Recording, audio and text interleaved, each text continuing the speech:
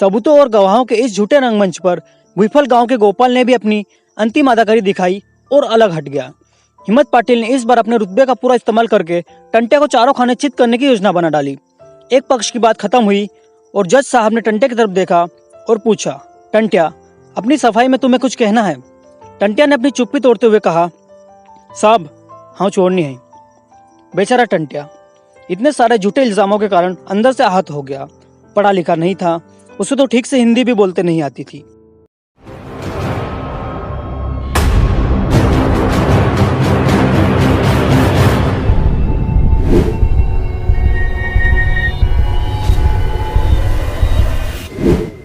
(1873) की एक सुबह नर्मदा डिवीजन का खंडवा डिस्ट्रिक्ट, जिला मुख्यालय का दफ्तर, खाकी वर्दी और घुटनों तक पैंट पहने हुए जवानों का एक काफिला ब्रिटिश फ्लैग हाथों में पकड़े परेड करता हुआ आया।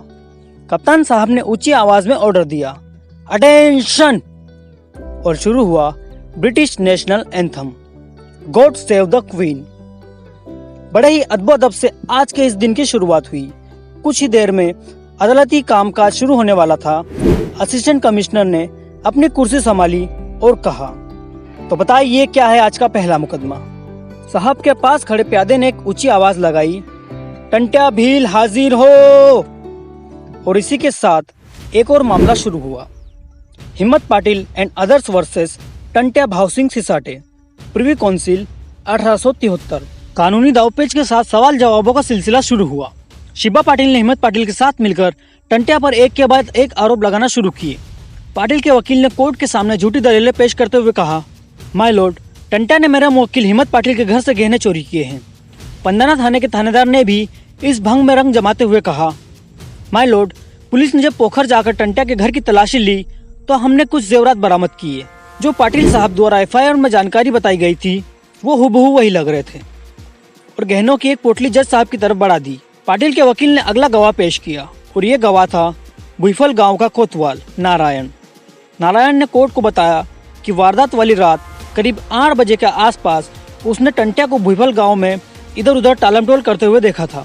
इसके बाद इसी तरह हिम्मत पाटिल के भाई लुंगी और रुकरी ने भी झूठी गवाही दी। सबूतों और गवाहों के इस झूठे रंगमंच पर भुईफल गांव के गोपाल ने भी अपनी अंतिम अदाकारी दिखाई और अलग हट गया। हिम्मत पाटिल ने इस बार अपने रुतबे का पूरा इस्तेमाल करके टंट्या को चारों खाने चित करने की योजना बना डाली। एक पक्ष की बात खत्म हुई और जज साहब ने टंट्या की तरफ देखा और पूछा, टंट्या, अपनी सफाई में तुम्हें कुछ कहना है? टंट्या ने अपनी चुप्पी तोड़ते हुए कहा, साहब, हाँ छोड़नी है। बेचारा टंट्या इतने सारे झूठे इल्जामों के कारण अंदर से आहत हो गया। पढ़ा लिखा नहीं था, उसे तो ठीक से हिंदी भी बोलते नहीं आती थी।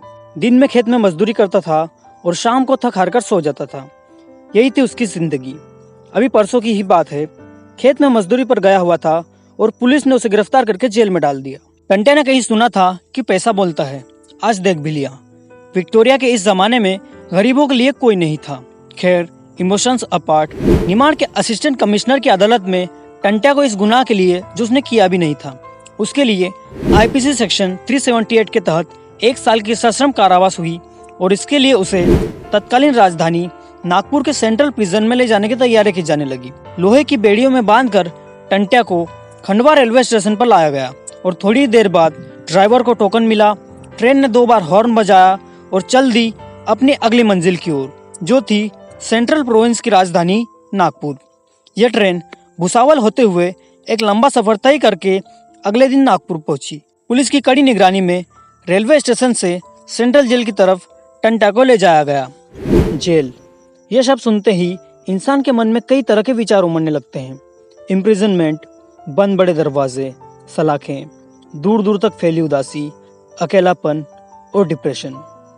तो चलिए आज हम आपको नागपुर सेंट्रल जेल में टंट्या भील के द्वारा बिताए गए कुछ पलों से रूबरू कराते हैं। जब टंट्या को बड़े दरवाजे से अंदर ले जाया गया तो मानो वह एक नई और मुख्तलिफ दुनिया में आ गया, जहां नाम से ज्यादा शिनाख्त के मायने थे। बोर्ड पर लिखे तमाम नंबर बिना बोले ही बहुत कुछ बयां कर रहे थे। इस बोर्ड पर लिखे थे नंबर, जैसे आज की हाजिरी कितनी है, कितने मुजरिम हैं, किसकी कोर्ट में तारीख है, कितने केस चल रहे हैं, वगैरह वगैरह। ये तमाम आंकड़े केंद्रीय कारावास की सूरत हाल बता रहे थे। मोटे लोहे के जानदार दरवाजे और उन दरवाजों से पहले एक अच्छी खासी तलाशी।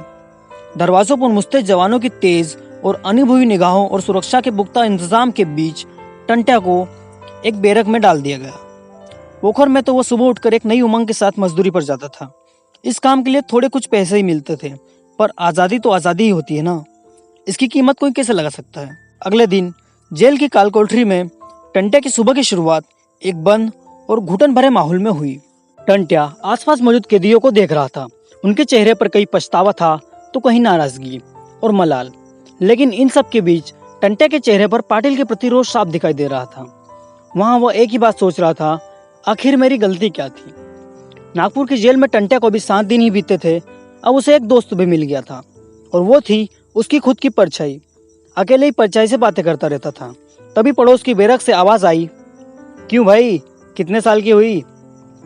टंट्या उसका चेहरा तो नहीं देख पाया, लेकिन उसने जवाब दिया, 1 साल की। इसी के साथ बातों का सिलसिला शुरू हुआ। टंट्या ने अपने बारे में कुछ बातें कही और अपने परिवार के बारे में बताने लगा। मुझे यहाँ किसी की याद थी तो वो थी मेरे बेटे कृष्णा की। अभी पिछले इतवार की ही बात है। विकी के साथ खंडवा आया था मुझसे मिलने। अक्सर मुझसे रूठ जाया करता था। तुम कहाँ चले गए थे? मुझे छोड़कर क्यों चले गए? जाओ, मैं तुमसे नहीं बोलता। बड़ा शैतान है मेरा कृष्णा, पल भर भी निचला नहीं पड़ता। विकी के पास तो रहता ही नहीं। वही बेचारी दिन भर कहाँ कहाँ खेतों में मजदूरी करती और शाम को थक हार कर आती। तब तक वह मेरे ससुराल में ही अपने मामा के पास रहता है। हाँ, मेरा ससुराल पोखर का ही है। मैं तो यहाँ जेल काट रहा हूँ तो अब विक्की को उसके परिवार का ही आसरा रह गया है। उसका भाई रखता है ध्यान। जब तक मैं छूट नहीं जाता वहीं रहेगी। पिछली बार जब विक्की खंडवा की अदालत में मुझसे मिलने आई थी तो कह रही थी, कृष्णा खफा है आपसे, कल से खाना नहीं खा रहा। मैंने कहा जेल से छूटकर मनाना पड़ेगा, बड़ी मिन्नतों से मानेगा। नागपुर में 3 महीने बीत गए पर टंट्या से मिलने कोई नहीं आया और कैदियों से मिलने वाले आते रहते थे। किसी के घर से खाने पीने की चीजें और 2-4 आने की सौगातें आती थी, लेकिन टंट्या को पूछने वाला कोई नहीं था। सोचता था पहले ही बड़ी मुश्किल से भिकी अपना पेट पाल रही होगी, ऐसे में उसे भिकी से कोई शिकायत भी नहीं थी। उसका सोचना सही था, क्योंकि पोखर से 225 मील की यह दूरी कम न थी और भिकी को तो ये भी नहीं पता था कि खंडवा से आगे क्या है। बहरहाल यादों का यह सिलसिला हफ्तों से महीनों में बदल गया। अब टंट्या को जेल में थोड़ा ठीक महसूस हो रहा था। वो अपनी बैरक के कोने में बैठकर गहरी सोच में डूबा था। शायद वो अपने पिछले दिनों को याद कर रहा होगा। तभी एक हवलदार ने अपने डंडे से सलाखों को ठोका और बोला, इकड़े टंट्या कौन है? मैं हूँ, क्या हुआ? टंट्या ने जवाब दिया। हवलदार ने टंट्या की तरफ देखा और कहा, चलो, जेलर साहब ने तुम्हें बुलाया है।